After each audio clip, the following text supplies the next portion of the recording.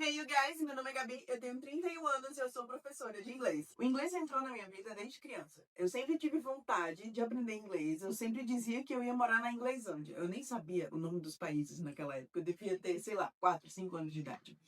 E eu não sei porquê. Eu sempre quis falar inglês, eu sempre achei bonito, eu sempre achei interessante. E tudo bem, há de se concordar que é a língua a qual nós somos mais expostos durante a vida, principalmente infância, com todos os filmes e a cultura que a gente vai absorvendo. Hoje isso está mudando um pouquinho. Com 13 anos, meu pai resolveu me colocar num curso de inglês. E aí eu estudei em uma escola muito legal, onde tinha professores super acolhedores e que conseguiram despertar em mim ainda mais a paixão por esse idioma. Eu fiz 5 anos de curso, com aula 2 vezes na semana, por somente 2 horas. Enquanto a professora estava explicando a lição 4, eu já tinha estudado até a lição 9, 10, eu era muito curiosa. E aí, um belo dia, eu fiz a minha prova para garantir o meu certificado lá da escola.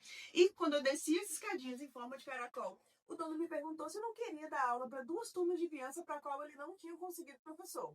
Eu disse que não tinha muita prática, na verdade eu não tinha prática alguma. Eu só sabia falar inglês, muito bem, modéstia à parte, mas eu não tinha essa prática, essa vivência de sala de aula. Ele falou, não, é criança, tá tudo certo. Tá tudo certo. Foi o que eu pensei. Com 2 semanas de aula, eu já tava enlouquecendo. Porque crianças são muito curiosas, naturalmente. Imagine aprendendo um novo idioma. Então, foi como um intensivo de inglês para mim depois de ter me formado. A gente tem que lembrar que aprender idioma é um processo contínuo pro resto da vida. Se nem em português você sabe todas as palavras, ou todas as expressões, ou conjugações verbais, como que a gente vai saber inglês que nem é o nosso idioma materno? Esse curso intensivo me ajudou muito. Eu comecei a pegar muito vocabulário, muitas expressões novas. E aí, quando eu percebi, eu já estava fazendo treinamento para dar aula para adultos, iniciantes, adolescentes, e aí fui até o último estágio da franquia.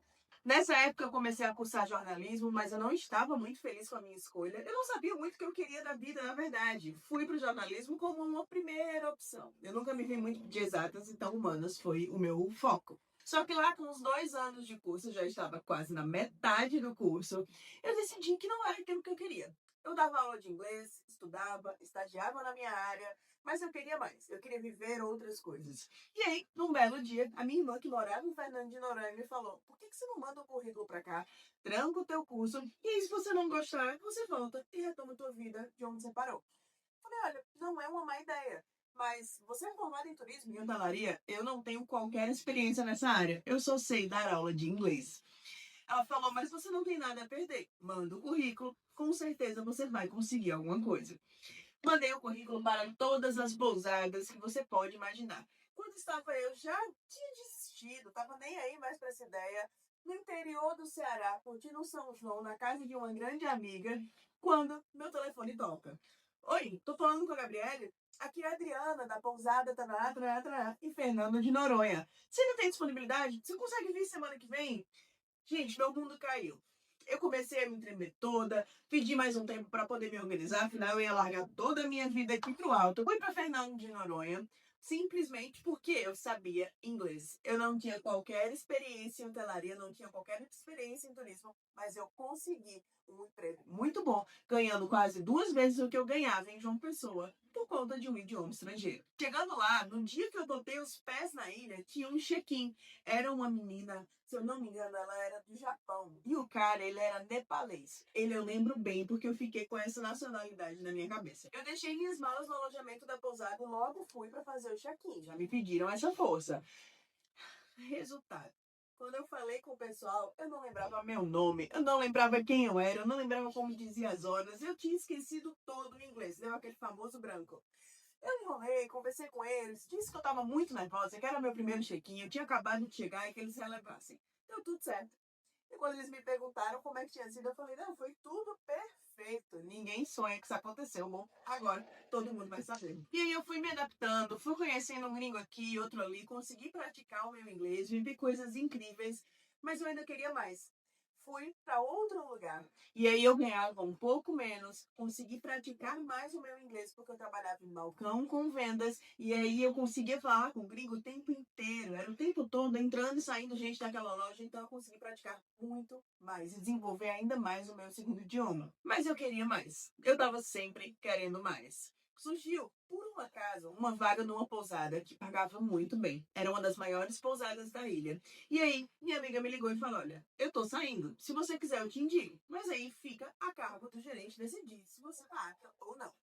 Ela me indicou. Eu pedi demissão, você tem nada em vista. Fiz uma entrevista antes de sair da ilha, em inglês, quando ele falou: Tell me about yourself. Aquele sotaque, sabe?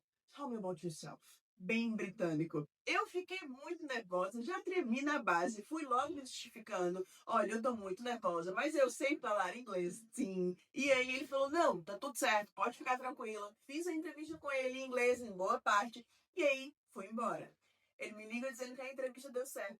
Volto para Noronha, junto meu pé de meia e venho para João Pessoa um tempo depois. Quando eu cheguei aqui, eu voltei a trabalhar na escola na qual eu tinha estudado, então eu deixei as portas abertas e consegui aproveitar esse caminho de volta. Trabalhei lá. Com a grana que eu tinha juntado em Noronha, eu fui fazer minha faculdade de gastronomia, que se mostrou ser uma nova paixão na minha vida. E continuei conciliando as aulas particulares aqui e ali. Eu não queria parar de falar inglês e de praticar o meu inglês. Terminei a faculdade, decidi, vou voltar para Fernando de Noronha. Voltei 3 meses depois, trabalhando como chefe de cozinha. O que aconteceu? Pandemia. Precisei voltar para João Pessoa. Fiquei ali de molho, pouco, sem fazer muita coisa, naquele isolamento. E aí comecei a trabalhar novamente, dessa vez em cozinha. Eu tava fazendo extra aqui e ali, em restaurante italiano, que foi muito legal, porque era minha paixão. Sempre foi minha cozinha preferida e comida preferida também. Quando de repente caiu no meu colo uma vaga para trabalhar em um delivery. Eu falei, opa, muito bom, o salário é bom, o horário é bom, vamos ver o que acontece. O problema é que era comida saudável. Esse nunca foi o meu foco, apesar de eu gostar de cozinhar pra mim, sempre que eu faço dieta. Eu nunca pensei em trabalhar com isso, levar como uma profissão ou ganhar dinheiro com isso. Mas fui lá. Cheguei, eles tinham 2, 3, 5 pedidos, mudei todo o cardápio, a gente chegou a bater 40 pedidos numa segunda-feira e era um delivery muito pequenininho. Deu tudo certo, fiquei muito amiga do pessoal. O meu chefe, na época, abriu um espaço na cozinha dele para que eu abrisse a minha própria cozinha italiana. Ô, chefinho, muito obrigada, viu? Depois de um tempo, o negócio começou a crescer. Fui para um ponto só meu. Continuei sempre com o delivery. Fiquei 3 anos com o delivery, mas eu não tinha dinheiro para aportar o crescimento, eu não tinha dinheiro para investir. E eu tinha necessidade de uma estabilidade. O que eu fiz? Apesar de amar cozinhar, amar o meu negócio, eu falei, eu preciso voltar para o CLT. A minha dúvida era se eu voltava como cozinheira ou se eu voltava como professora. Depois de muito pensar, caiu no meu colo mais uma vez uma vaga para a qual eu nem lembro de ter mandado o currículo. Numa escola excelente, consegui a vaga. O salário era muito bom, o horário também. No começo era puxado, mas nada que uma cozinheira não aguente. Entrei nessa escola em 1º de abril. Um ano depois, exatamente em 1º de abril, eu me tornei coordenadora pedagógica da escola. Eu estava responsável pelas aulas, professores e o desempenho acadêmico do colégio. Falei muito. Então, essa é um pouquinho da minha trajetória e como o inglês foi a porta de entrada para o meu mundo profissional. E por que eu decidi só agora entrar para o digital? Como professora, eu sempre senti a necessidade de fazer a diferença na vida dos outros. Não simplesmente dar a minha aula e ir embora. Ah, você entendeu? Você não entendeu? Tá tudo certo? Não, eu gostava de ver a evolução dos meus alunos. E até hoje eu recebo mensagens. Professora, eu passei no intercâmbio, você foi essencial nesse processo. E é muito gratificante. Então, agora eu quero levar o meu conhecimento e o meu método para mais pessoas. Eu quero que mais pessoas saiam da sua zona de conforto e vejam que o inglês não é um bicho de 7 cabeças e que ele pode sim abrir grandes portas para o seu futuro. Então, você vem comigo nessa jornada?